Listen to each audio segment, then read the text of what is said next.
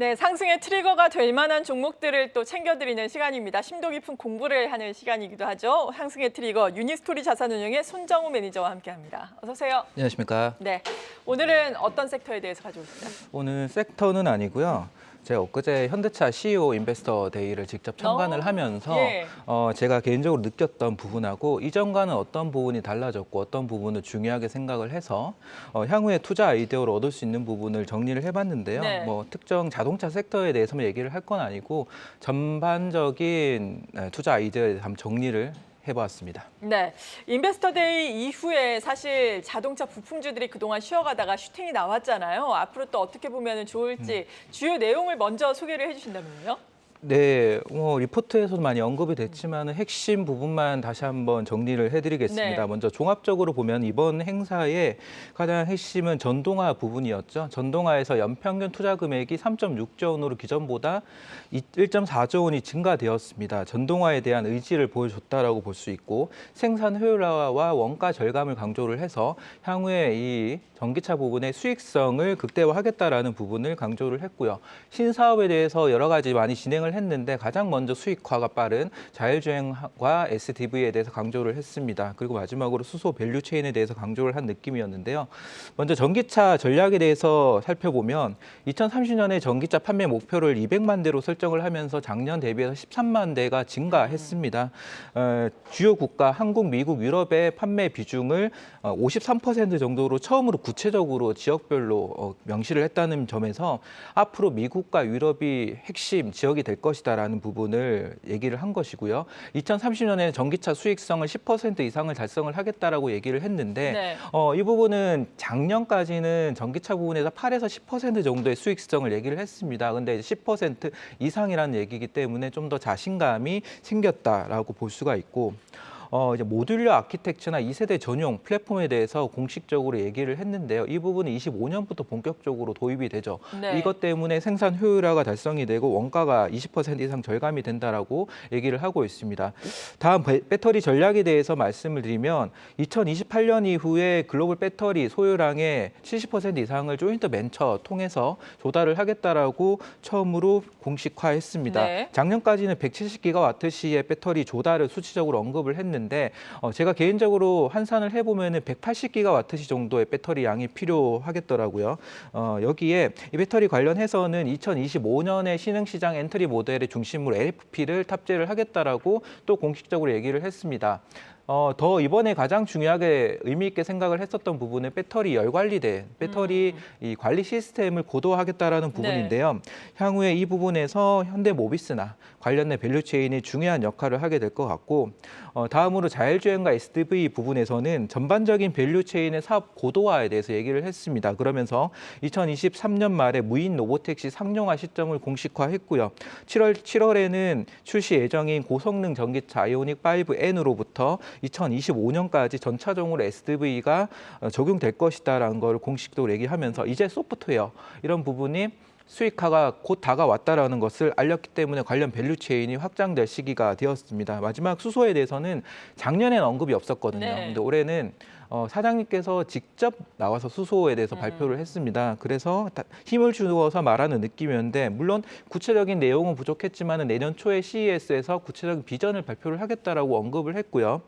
이번에 특히 달라진 부분 그동안은 현대차라고 하면 모빌리티 중심으로 수소의 역할을 얘기를 했는데 물류나 인프라 전반적으로 밸류 체인화 하겠다라고 하면서 이제 정말 수소가 대기업에서 중요한 산업이 되고 있다라는 것을 다시 한번 실감하게 되었습니다. 네, 수소와 관련된 종목들이 시장의 주목을 받지 못했었는데 이제는 서서히 주목을 받을 수 있을지도 지켜보도록 하겠습니다. 자세한 종목별 전략을 잠시 후에 짜드리겠고요. 현대차가 이렇게 큰 그림을 발표를 했는데 어떤 것을 느끼셨나요? 투자의 아이디어로 연결을 해서 좀 정리를 해주신다면요. 우선 첫 번째 현대차 주가를 보게 되면 네. 개인적으로 현대차 주가가 업사이드가 보이려면 세 가지 조건을 생각하고 있었는데요. 첫 번째 전기차에서 글로벌 점유율이 상승을 해야 되고 두 번째 전기차 수익성이 내연기관 수준까지 올라와야 되고 마지막으로 신사 사업, 여러 가지 사업에 대해서 수익화가 되어야 된다라는 시점이 중요했는데 이 세 가지에 대해서 구체적이지는 않지만은 좀 가능성을 엿봤다라고 하는 부분에서 긍정적으로 생각을 하고요.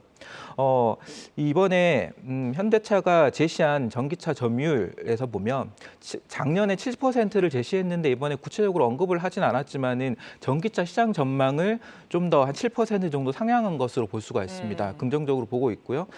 이 점유율을 10% 점유율을 높이겠다라고 하고 있는데요. 올해 4월까지 글로벌 전기차 점유율이 3.5% 정도 수준이었습니다. 그러면 이 7% 수준이 매우 높아 보일 수가 있는데 현대차를 생각했을 때 약점으로 지목하는 게 중국이죠. 중국에서는 거의 전기차가 생산이 되고 있지 않습니다. 그러면 중국을 제외하고 올해 4월까지 누적 점유율을 보면 8.2% 정도거든요. 미국은 이거보다 높고요. 그러면 미국에서 앞으로 얼마만큼 생산을 잘하고 선방을 하느냐에 따라서 이 7%의 점유율은 충분히 가능한 그런 수치이지 않을까라고 생각을 해볼 수 있는 것이고 마지막에 수익성 부분에 대해서는 10%라고 하는 전기차 부분의 수익성은 굉장히 높은 수준입니다. 지금 GM이나 포드도 수익을 못 내고 있거든요. 현대차만 유일하게 레거시 업체 중에서는 수익을 내고 있는데요.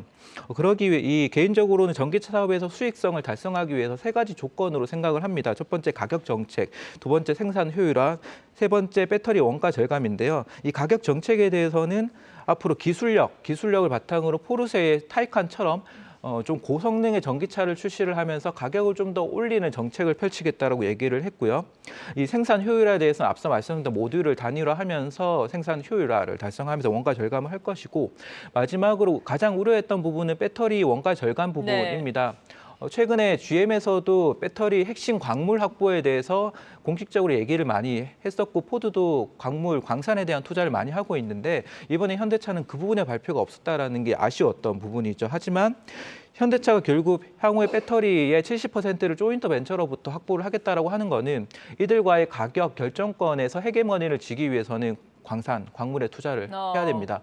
이 부분은 하반기 어느 시점에 공식화가 될 것 같고요. 거기에 따라서 지금 오늘 시장에서 2차 전지에 대해 리튬 관련주들 관심을 받는 것처럼 이런 핵심 광물에 대한 투자는 굉장히 장기적으로 중요한 핵심 포인트가 될 것 같다라고 생각을 하고 있습니다. 네, 배터리와 관련해서는 앞서서 말씀을 해주신 조인트 벤처와 관련해서 우리가 주목을 해볼 필요가 있어 보이는데 기존 조인트 벤처라든지 신규 배터리 업체와 조인트 벤처 가능성은 어떻게 보십니까? 네, 맞습니다. 지금 현재 시점에서 현대차의 조인트 벤처는 인도네시아의 LG 엔솔의 10기가와트시, 미국의 SK온의 35기가와트시, LG 엔솔의 30기가와트시, 총 75기가와트시가 확정이 되어 있고요. 그런데 2030년 기준으로 200만 대의 전기차를 생산을 하기 위해서는 180기가와트시 배터리가 필요하다고 말씀드렸는데 여기에 70%를 조인트 벤처로부터 확보를 하겠다라고 하면은 126기가와트시를 확보를 해야 돼서 추가적으로 51기가와트시의 조인트 벤처를 더 늘려야 됩니다. 그러면 개인적으로 한번 좀 시나리오를 그려보면 이 행사에서 현대차가 SK온과 배터리 설계에 대해서 긴밀하게 협조를 하고 있다라고 해요. 그러면 추가적인 증설 부분은 LG 엔솔보다는 SK온의 가능성이 높지 않겠냐라고 개인적으로 생각을 하고요. 신규 조인트 벤처가 설립이 된다고 하면 삼성 SDI 쪽으로 무게를 잡고 있습니다. 왜냐하면 아직 삼성 SDI는 현대차 쪽으로 납품을 하고 있지 않습니다. 그러면 삼성 SDI 쪽으로 조인트 벤처를 설립을 한다라는 이유는 아마도 그렇게 되면 실리콘 응급제에 대한 중요성이 높아지기 때문으로 생각을 하고요. 실리콘 응급제와 CNT 노전제를 모두 다 삼성 SDI 쪽으로 공급을 준비하고 있는 동진 세미캠에 대해서 수혜를 전망을 하고 있습니다. 동진 세미캠. 그리고 2025년부터 LFP 탑재를 얘기를 하고 있고요. 미국이나 유럽, 특히 미국의 경우에는 IRA 보조금을 받을 수 있기 때문에 NCM 중심으로 조인트 벤처 전략으로 갈 것 같고 그 외에 신흥 시장에 대해서는 LFP 탑재량을 늘릴 것 같습니다. 이때 25년에 당장 LFP를 탑재하기 위해서는 CATL의 LFP 공급을 많이 늘리게 될 것 같고요. 그러면 당장은 이 CATL 쪽으로 납품을 하고 있는 엔캠이나 SKC가 수혜가 예상이 된다라고 볼 수가 있습니다. 마지막으로 열관리 시스템, BMS 고도화에 대해서 처음으로 언급을 했는데 어제 그 시장에서 보면은 이 배터리 관리 시스템 관련된 내연기관 부품주들이 주가 급등했던 부분도 같은 맥락이거든요. 여기에 대해서는 현대모비스와 나노팀을 수혜를 보고 있는데요. 특히 나노팀에 대해서는 열폭주 차단 패드라고 해서 현대모비스를 통해서 현대차에 납품을 하는 게 채택되어서 공급이 좀 확장될 수 있을 것으로 기대하고 있습니다. 네.